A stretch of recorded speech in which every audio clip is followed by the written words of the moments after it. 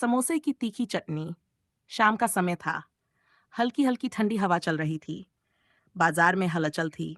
कोई सब्जी खरीद रहा था तो कोई मिठाई की दुकान पर खड़ा था। उसी भीड़ के बीच में एक छोटी सी समोसे की दुकान थी जिसका मनोहर समोसे वाले। मनोहर एक ईमानदार और मेहनती व्यक्ति था।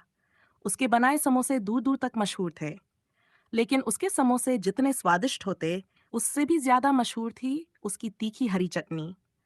जो भी एक बार चटनी चखता, वह बार बार उसकी दुकान पर आने को मजबूर हो जाता। कुछ लोगों का तो कहना था कि मनोहर की चटनी में कोई जादू था। समस्या की शुरुआत। लेकिन पिछले कुछ दिनों से मनोहर बहुत परेशान था। उसकी चटनी का स्वाद पहले जैसा नहीं रह गया था। ग्राहक बार बार शिकायत कर रहे थे, अरे मनोहर भाई, पहले जैसी बात नहीं रही। वो तीखापन, वो मजा अब चटनी में नहीं आता। कई पुराने ग्राहक दुकान पर आना बंद कर चुके थे। पहले जहां उसकी दुकान पर भीड़ लगी रहती थी, अब केवल गिने चुने लोग ही आते थे। मनोहर को समझ नहीं आ रहा था कि आखिर गलती कहाँ हो रही है। उसने अपने सारे मसाले चेक किए। हरी मिर्च, धनिया, पुदीना, नींबू, सब कुछ वैसा ही था जैसे पहले। फिर भी चटनी में वो पुराना स्वाद नहीं आ रहा था। एक अजनबी की सलाह। एक दिन जब मनोहर दुकान पर बैठा सोच रहा था, तभी एक बुजुर्ग अजनबी वहां आया। उसने एक समोसा लिया और चटनी चखी। बेटा, क्या हुआ? ये वही मनोहर की चटनी है जो पूरे शहर में मशहूर थी? मनोहर ने दुखी होकर कहा, बाबा, मैं खुद नहीं समझ पा रहा कि चटनी का स्वाद क्यों बदल गया है। बुजुर्ग मुस्कराए और बोले, बेटा, कभी कभी स्वाद मसालों से नहीं, बल्कि दिल से आता है। क्या तुम पहले जैसी खुशी और मेहनत से ये चटनी बना रहे हो? मनोहर चौंक गया।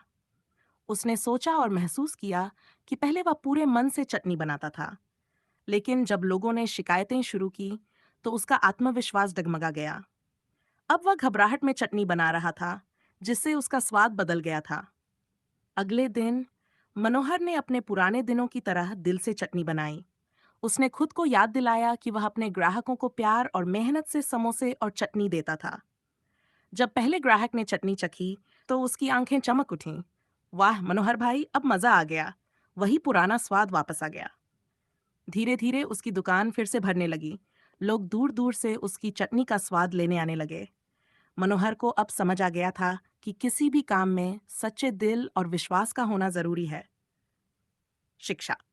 इस कहानी से हमें ये सीख मिलती है कि काम में केवल सामग्री ही नहीं, बल्कि हमारी मेहनत, लगन और सच्चे दिल का होना भी जरूरी है।